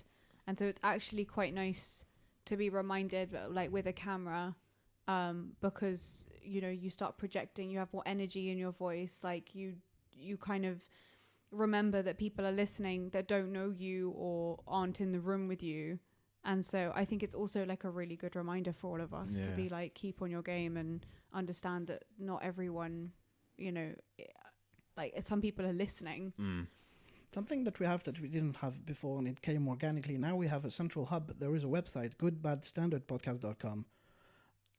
Yeah, that's very true. Which is where, because we had the Podbean, which was podcast a specific address, but we had no control and everything. Now you have all the videos and the link to the Podbean podcast episode, the links. Because in the actual podcast things, you can't put videos, or I put links because you can click on them on podcast or other places. By the way, Google just released Android only their podcast app, a real one, like 2 months ago. Wow. Oh, okay. So yeah, you can expect something I suspected. In retrospect, I completely forgot to ask Nicholas. Why he's not crazy about Spotify? Maybe because they have a history of not being paying artists as they should be, or something like this. That's what I thought. That as he is an artist, he probably doesn't see enough kind of comeback, or I don't know, revenue. Revenue is the right answer. Revenue for stuff that you put out. So. Which I can understand because I have a resolution, but just like always, it's not only involving me. So I would like, because I have the feeling, and I'm not the only one, people we talk to have the same, that I'm kind of leading every episode. Oh, we tried that in Scottish Mum for a wee bit. I tried to take over and then I forgot, and then. Yeah. No, you're just so good at it, Yann's naturally stealing the show. We've said this since day one. Since Yann turned up at the Fringe there. The poster there. You know, he's just been able to command the show. But yeah, okay, that's a good idea. I'll tell you what, for the Saw month, I'll run it. I'll lead the entirety of the Saw. Well, we all have our strengths, so, you know, like there's nothing wrong with playing to your strengths. So. Of course, no. I've never been like the the one that steers people. I'm usually the one being steered. So you're But then again, like I'm sure that at some point when we've been doing this for a long time, there's be a point where like I'll be able to take control. Yeah. It's also stems from the fact, I think, that we don't have a producer. So I have plenty of notes, and I'm okay. I need to talk about this, and now it's taking care of itself. So I'm way more into the episodes. Yeah. Yeah. And I can way more react, which I've always done, but not always.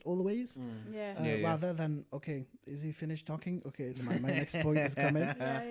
Yeah. No, yeah, definitely. That's good. I can lead some for the Jigsaw, sure, but I think it is actually naturally becoming a freeway conversation as opposed to there are some episodes in the beginning that it definitely feels like we're waiting for each other to make a point and then keep talking. But now I definitely feel like it's a freeway conversation. We each can jump in it whenever. Sure. But if Yann, you want other people to lead just for a surprise or a resolution, we can do that. Yeah, I'm happy to do that. Yeah. And we did it well. We did it perfectly well with the Adam Ross Green episode. So we'll continue to do that. That's true. That's very true. Yeah. That's what we do. We try to have because the way we do it. Oh yeah, that's a point I had. We don't have a producer, but it's fine because we are not the episodes are not edited. Usually it's at least 3 tracks, and then on Audition or any software, you do track by track and you align everything. Auphonic multitrack is using a technology which is mixing those 3 tracks and leveling everything. Because we're not using all of us the same microphones, the cables are different. Sometimes there is some hum, some hiss. When you saw me move and touch some stuff for the Ghostbusters episode, it's because there was for the Shine episode, because there was a weird noise. At some point, I was like, "Oh, okay, maybe the cable has just lost a cable," but that software solved it. Because we have this, and it's either a software which cost like 80 euros at the time, a year ago, or it's an online service. And I will use that online service. It's free for 2 hours a month. I will use that service for Troll 2 because they have a transcription service. Oh, excellent. Free transcription. So we can have at least some text of that to start to elaborate. To see if we can do something with that. If we do that, yeah. That's excellent. Cool. But if I didn't find this software, we couldn't. The way it's edited, we do it. So let's say an hour of content, I go through the software, and it takes twice the time of the runtime to actually edit. Well, it took me about 4 days to do the when we had 5 cameras. We had the GoPro master shot, and then we had us 3 plus Emma. It took me about 5 to 6 days to complete the whole episode the whole way through. Yeah. But that also was to do with the fact that I recorded my footage on a DSLR camera, and every time I paused, I went it threw my audio out of sync to the video. So it was a fucking nightmare. Now, and also it's good because there's the kind of stuff I learned in the Navy, to be conscientious and make sure I have backups. Because, for instance, the Shine episode we recorded, the very first guest we had on the show, I think, external guest, because we had Alistair on the second episode 2A, Fringe, but after that we had quite quickly Charles, who we used a service called, it's a service which is used to online, which sometimes it doesn't work, and if it doesn't work, you're screwed. The tracks are just lost. And it didn't perfectly well with Charles because his computer was a bit older or whatever, but the sound was not great, so it was a nightmare to edit. Now, my brother was fine. I don't remember how he did it, but no, we used the same system, but it worked. Yeah. Bonnie, obviously, she's a voiceover actress. That's one person we need to have back to talk. Absolutely, about voiceover sometime this year. Because I wasn't there for that episode. Yeah, you were in London. Star Trek. She had obviously a professional microphone, and it was directly plugged, and she recorded her track on her side. And now the way we do it It took a while, but now as we are streaming everything, so we obviously have the Zoom H6 recording the tracks straight, the pure tracks straight from the microphones, but everything is now going through the computer and is streamed on YouTube and listed for our patrons. So on that on live video feed, the audio is not leveled, is not completely good, but still it's there. And we have also another kind of Ophonic app, the same kind of the other one, that can do the leveling, but on just one track.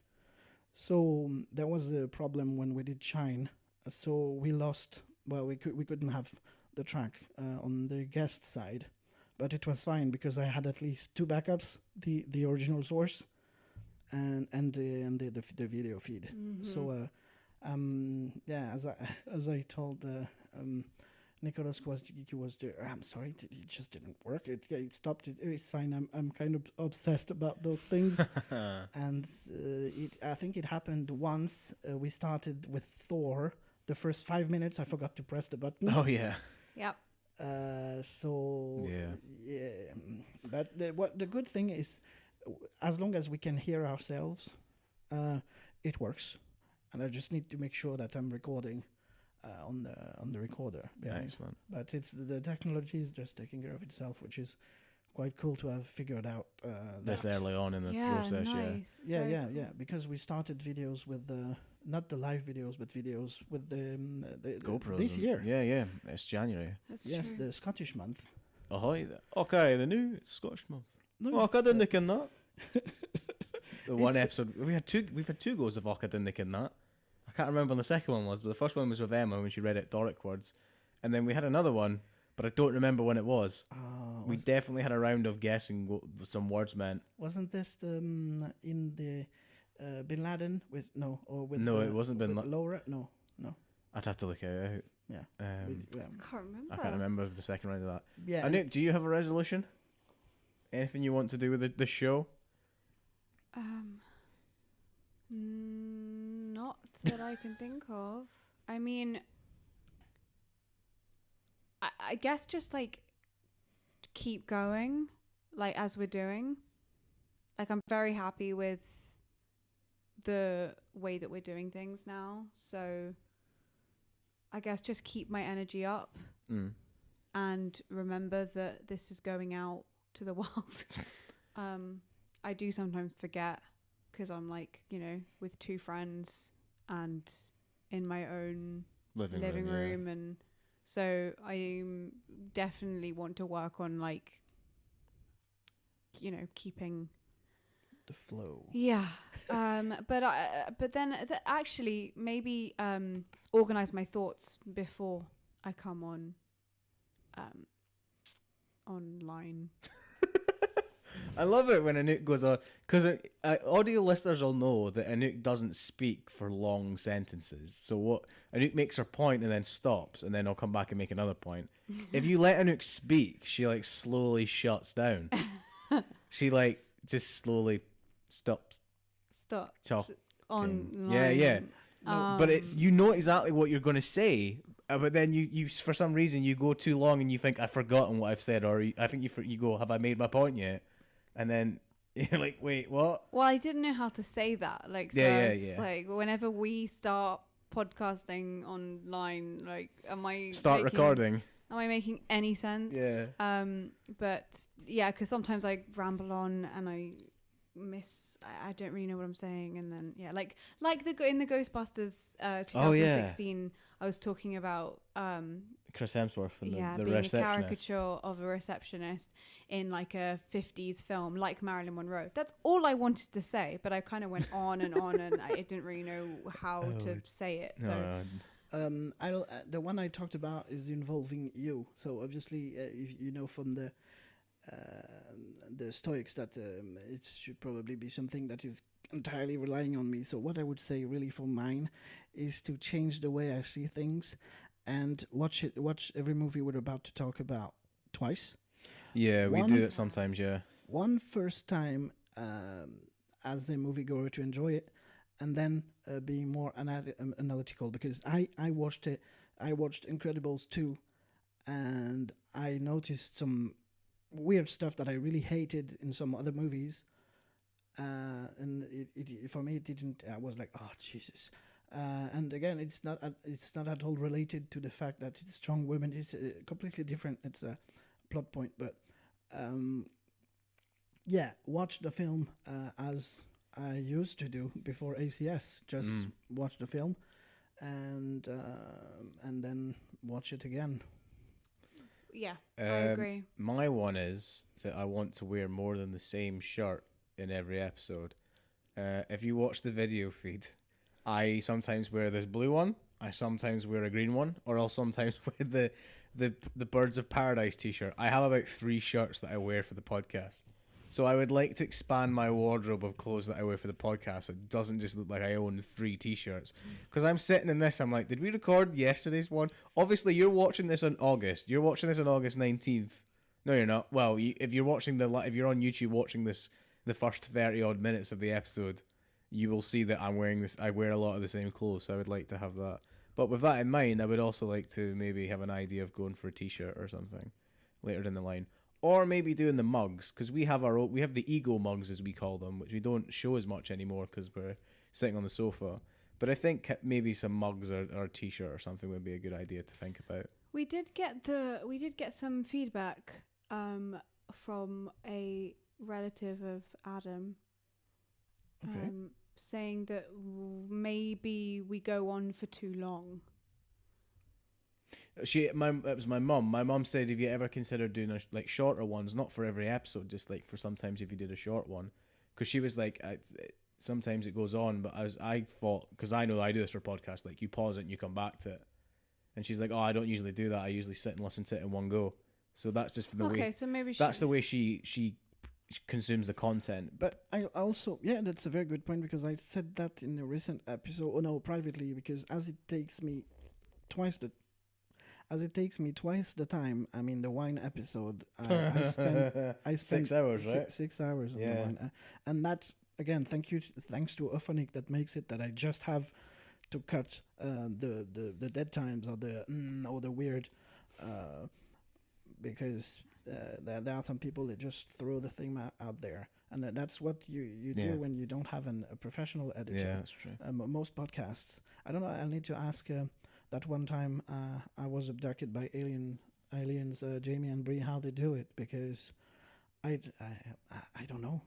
If you don't use that kind of software, if you don't have a professional editor that you have to pay, obviously. Yeah. There are companies specialized in helping, in providing that service. Yeah. So short length episodes. That's doable. I think we could do that for certain movies or certain. Yes. Yeah, I mean, it was just something to put out there. We could give it a go, see if it works, see if it's popular, see if we enjoy doing it. But maybe that will be the case for Would Know. Yes, exactly. Yeah. Mm-hmm. Yeah. And Alas Poor, did you talk about that online? Oh, Alas Poor. No, we didn't. As an apology, I think we mentioned it in the first episode we recorded when we came back after the June hiatus. I'm not sure, but if I didn't, we'll mention it again.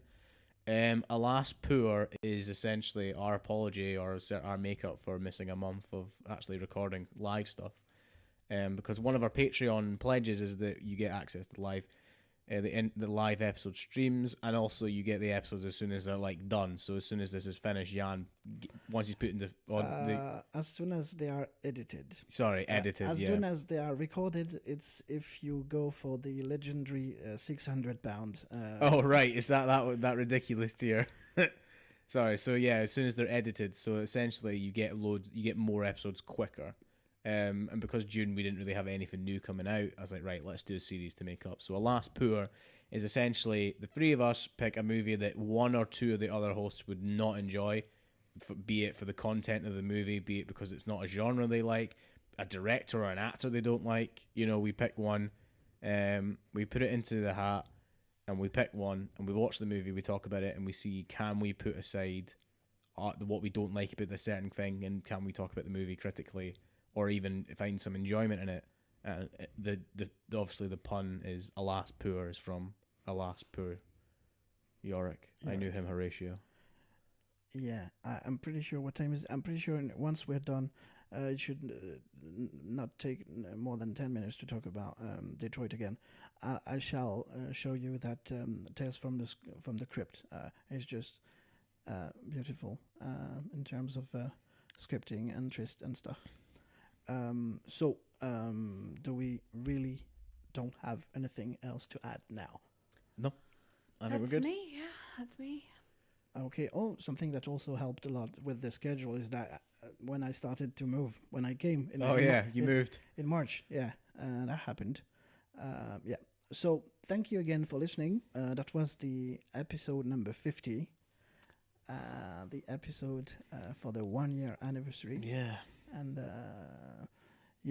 so thank you again. Yeah, And you can definitely.